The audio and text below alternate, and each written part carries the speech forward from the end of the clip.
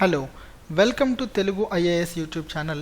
ఈరోజు మనం ఆధునిక భారతదేశం యొక్క సంక్షిప్త చరిత్రలో మొదటి చాప్టర్ అయినటువంటి ఆధునిక భారతదేశ చరిత్రకు మూలాల్లో పార్ట్ 4ని తెలుసుకుందాం. ఆల్రెడీ 3 పార్ట్స్ మనం కంప్లీట్ చేసాం, ఇది 4th పార్ట్ అండి.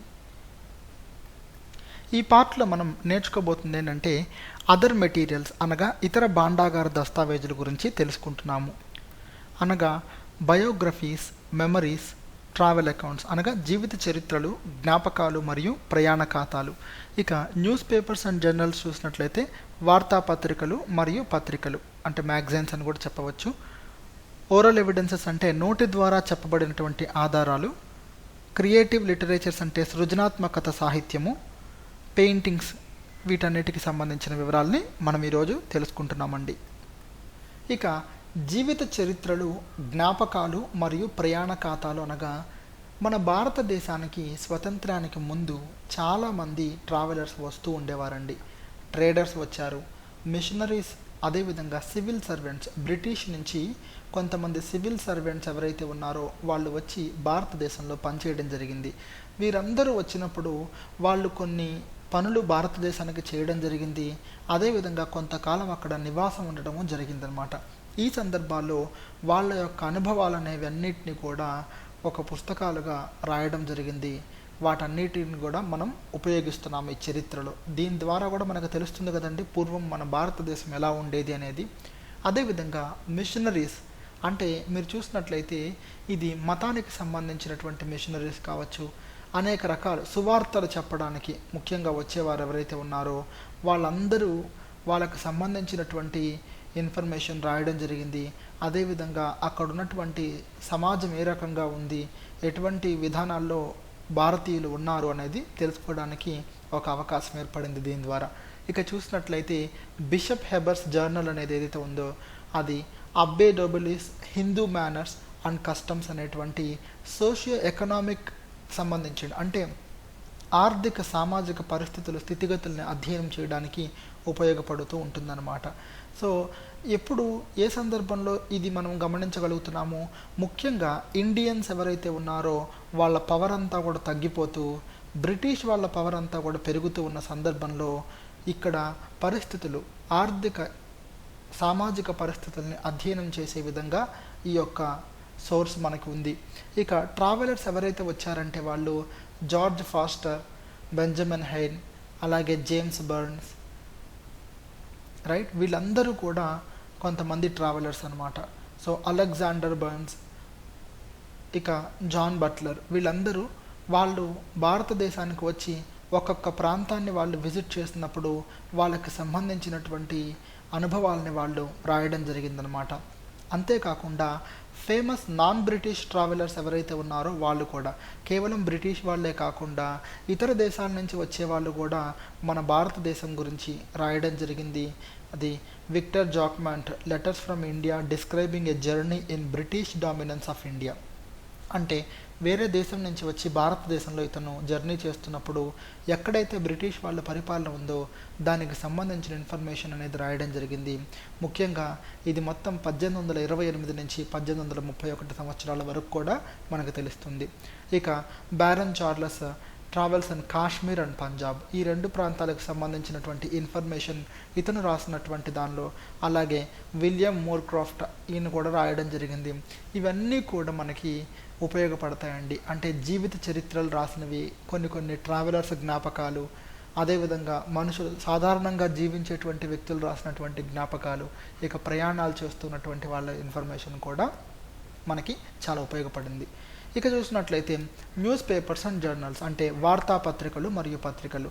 ఇక మన భారతదేశంలో ఫస్ట్ అటెంప్ట్ ఎవరు చేశారండి వార్తాపత్రికలు చేయడానికి? మొత్తం మీద ఎందుకు అటెంప్ట్ చేశారంటే ఈస్ట్ ఇండియా కంపెనీ ఏదైతే ఉందో ఆ కంపెనీకి సంబంధించి అందులో ఉన్న ఉద్యోగులే ఆ ఈస్ట్ ఇండియా కంపెనీలో ఉన్నటువంటి ఈ యొక్క ప్రైవేట్ వర్తక దుర్వినియోగం ఏ విధంగా ఉందనే దాని గురించి రాయడం కోసము, జనాలకి తెలియజేయడం కోసం ఒక అటెంప్ట్ చేయడం జరుగుతుందన్నమాట. ముఖ్యంగా 1776లో విలియం బోల్స్ అనేటువంటి వ్యక్తి ఆ court of directors for private ట్రేడింగ్కి సంబంధించింది అక్కడ ఉండడం వల్ల ఏమైందంటే అది ఈ యొక్క చట్టము లేదా ఈ యొక్క విధానం ఉండడం వల్ల ఆయన రిజైన్ చేసేసి అక్కడ ఆయన ఒక న్యూస్ పేపర్ని ప్రచురించాలని భావించారనమాట. కానీ అన్ఫార్చునేట్లీ అది కలగానే మిగిలిపోవడం జరిగింది. ఇక 1780లో జేమ్స్ అగస్టస్ హెక్కీ అనే వ్యక్తి ఫస్ట్ న్యూస్ పేపర్ని పబ్లిష్ చేయడం జరిగింది. అది ది బెంగాల్ గెజెట్ అన్నమాట. కలకత్తా జనరల్ అడ్వర్టైజర్, దీన్నే ఈ రకంగా కూడా పిలుస్తూ ఉంటారండి. రైట్. సో ఈ యొక్క పత్రికని ప్రారంభించడం జరిగిందనమాట.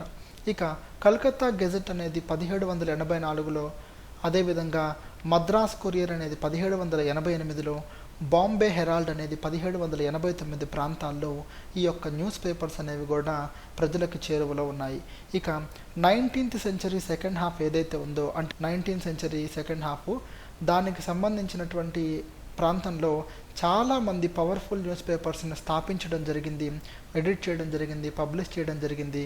అవన్నీ కూడా ఈ మొత్తం కూడా జనరల్గా ఉండేటువంటి న్యూస్కి అసలు ఎంతో ధైర్యంతో కూడినటువంటి జర్నలిజానికి డిఫరెన్స్ అనేది అక్కడ తెలుస్తూ ఉందన్నమాట. అంటే ఎవ్వరు భయపడేవారు కాదు దేనికి. అంత శక్తివంతమైనటువంటి ఇన్ఫర్మేషన్ అనేది ఈ పేపర్స్ ద్వారా ప్రచురించడం జరిగిందనేది మనకు తెలుస్తుంది. ఇక మొత్తం మీద చెప్పాలంటే ఈ న్యూస్ పేపర్స్ జర్నలిస్టుల గురించి మనం మాట్లాడుకున్నట్లయితే 1/3 ఆఫ్ ది ఫౌండింగ్ ఫాదర్స్, అంటే ఈ కాంగ్రెస్, ఇండియన్ నేషనల్ కాంగ్రెస్ని స్థాపించిన వ్యక్తుల్లో 1/3 మెంబర్స్ ఎవరైతే ఉన్నారో వాళ్ళందరూ కూడా 1885 వరకు కూడా జర్నలిస్టులుగానే ఉన్నారనమాట.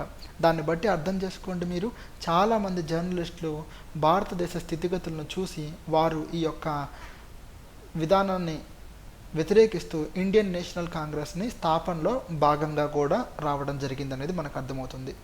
ఇక ముఖ్యమైనటువంటి వార్తాపత్రికలు, మీరు ఇవన్నీ కూడా ఒకసారి నోట్ చేసుకోవడానికి ప్రయత్నించండి. అంటే ఒకసారి చదివితే రాకపోవచ్చు, బట్ ట్రై. ఎందుకంటే కొన్ని సందర్భాల్లో మనకి యూపీఎస్సీలో ప్రిలిమ్స్ క్వశ్చన్ వచ్చే అవకాశం ఉంటుందండి.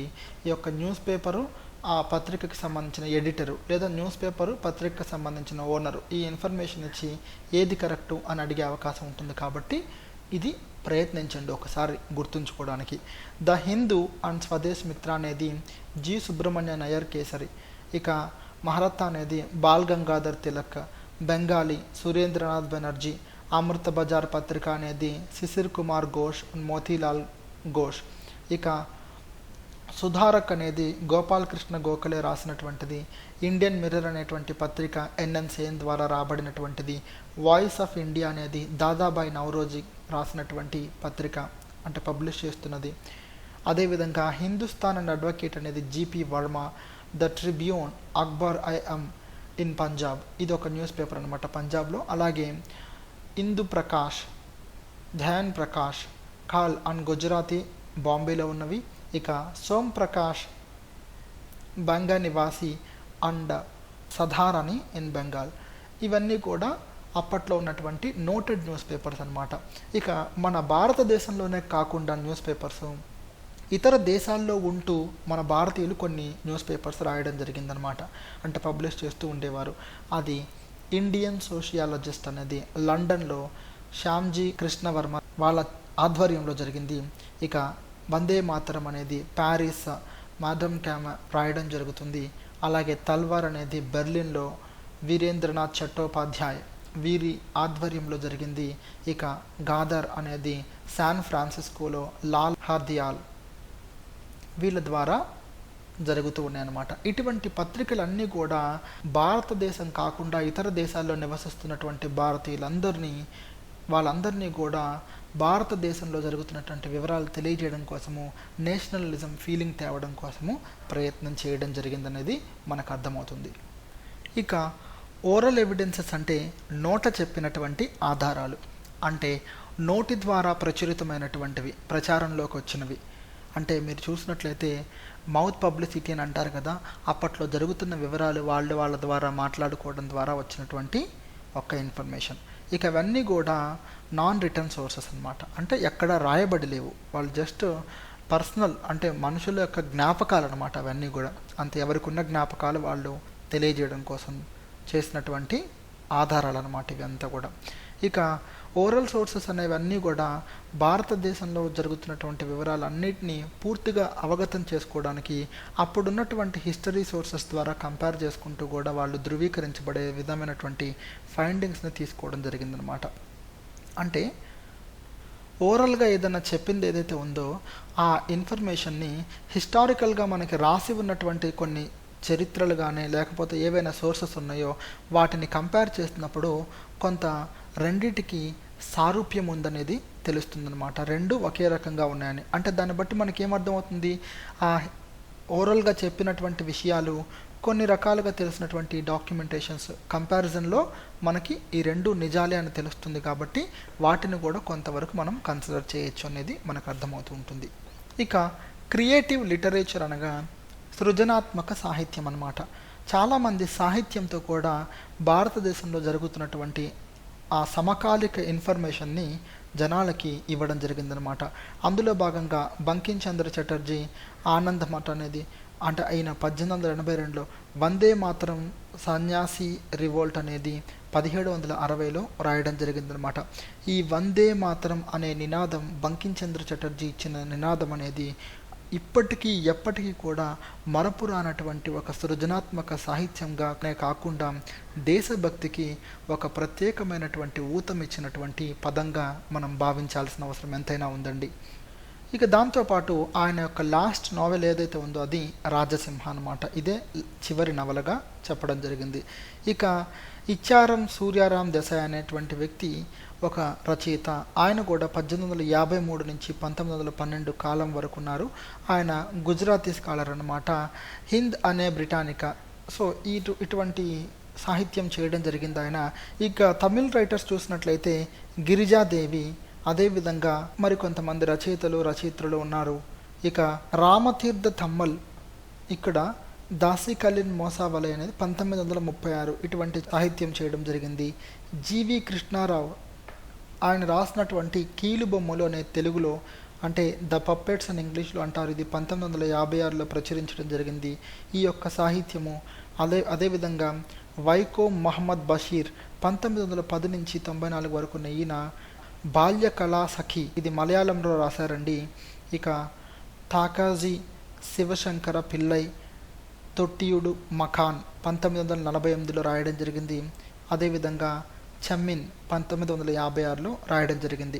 ఇవన్నీ కూడా సాహిత్యాలు సమకాలీన అంశాలను దృష్టిలో ఉంచుకొని రాయబడినటువంటి సాహిత్యాలు జనానికి అతి చేరువలో వెళ్ళి వాళ్ళ మనసును దోచుకోవడమే కాకుండా వాళ్ళ యొక్క స్థితిగతుల్ని తెలియజేసేటువంటి ఒక ప్రత్యేకమైనటువంటి భాండాగారంగా మనం ఈ రోజుకి పరిగణించాల్సిన అవసరం ఉంటుందండి.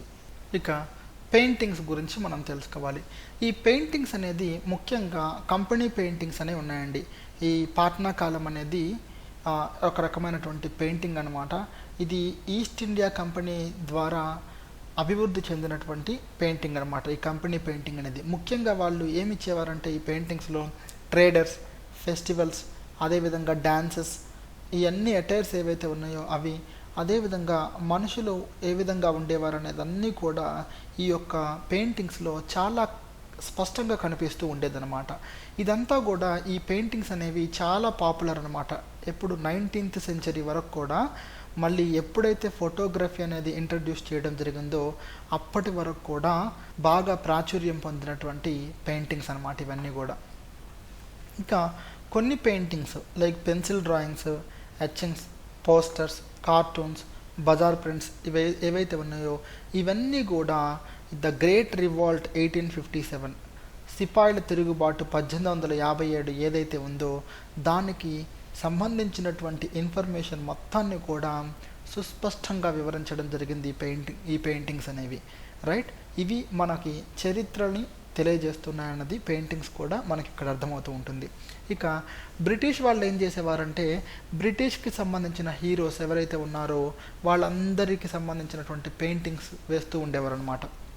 అంటే బ్రిటిష్ రెబల్స్ ఎవరైతే ఉన్నారో వాళ్ళకి సంబంధించినటువంటివి. ఇక relief of Lucknow painted by Thomas John Barker in 1859. ఇక చూసినట్లయితే వీళ్ళు ఎవరైతే ఉన్నారో వాళ్ళందరూ ఇండియన్స్ సంబంధించినటువంటి నేషనల్ మూమెంట్ ఏదైతే ఉందో దాన్ని తగ్గించడానికి అంటే వాళ్ళందరినీ అధపాతాళానికి తొక్కడానికి ప్రయత్నించిన వ్యక్తులు, దానిలో సఫలీకృతమైనటువంటి వ్యక్తుల యొక్క పెయింటింగ్స్ ఈ బ్రిటిష్ వాళ్ళు వేస్తూ ప్రోత్సహించేవారు అనమాట. సో ఈ రెబల్స్ గురించిన ఇన్ఫర్మేషన్ని వారి గురించి గొప్పగా చెప్పుకుంటూ, ఎందుకంటే వారి యొక్క పరిపాలన కొనసాగించే విధంగా చేసినందుకు గాను వాళ్ళ గురించి ఎక్కువ తలుచుకుంటూ ఉండేవారు. ఇక ఈ జోసెఫ్ నోయల్ ప్యాటర్న్ మెమోరియం ఏదైతే ఉందో అది మొత్తం కూడా ఈ 1857 రివోల్ట్ అనేది 2 ఇయర్స్ ఏ రకంగా ఉంది మొత్తం కూడా అనేది ఆయన చిత్రలేఖనం ద్వారా చూపించడం జరిగిందనమాట. ఇక కాలిగత్ పెయింటింగ్ కలకత్తా 19th సెంచరీ తెలియజేస్తుంది. సోషల్ చేంజెస్ ఎలాగున్నాయి కలకత్తా టైంలో, ఆ ప్రాంతంలో, ఆ సమయంలో అనే దాని గురించి మనకి ఈ యొక్క పెయింటింగ్ అనేది తెలియజేస్తుంది. ఇక ఆర్టిస్ట్స్ అనేవాళ్ళు చాలామంది ఉన్నారండి, ఈ చిత్రకారులు అనేవాళ్ళు. సో ఈ చిత్రకారుల్లో నందాలాల్ బోస్, రాజా రవివర్మ వీరందరూ కూడా ఒక న్యూ ట్రెండ్ని చూపించగలిగారనమాట. అందులో ముఖ్యంగా చూసినట్లయితే బెంగాల్ స్కూల్ అనేది ఎవరి ద్వారా నడపబడుతుందండి? అభినేంద్రనాథ్ ఠాగూర్, మన రవీంద్రనాథ్ ఠాగూర్ గారి యొక్క మేనల్లుడు. సో వీళ్ళ ద్వారా నడుపుతున్నటువంటి వీటి గురించి తెలియజేయడము. అదేవిధంగా ఈబి హవెల్ ఆర్ట్ స్కూల్ ఏదైతే ఉందో అది కలకత్తాలో ఉంది, దానికి ప్రిన్సిపల్గా జాయిన్ అవ్వడం జరిగింది. ఇక ఆనంద కెంతిష్ కుమారస్వామి, ఈయన ఎవరంటే ఇంపార్టెంట్ తమిళ్ పొలిటికల్ లీడర్ వాళ్ళ కుమారుడే. వీళ్ళందరూ కూడా చిత్రలేఖనంలో అంటే ఆర్టిస్ట్గా చాలా అద్భుతమైనటువంటి ప్రత్యేక పాత్రను పోషించడం జరిగింది.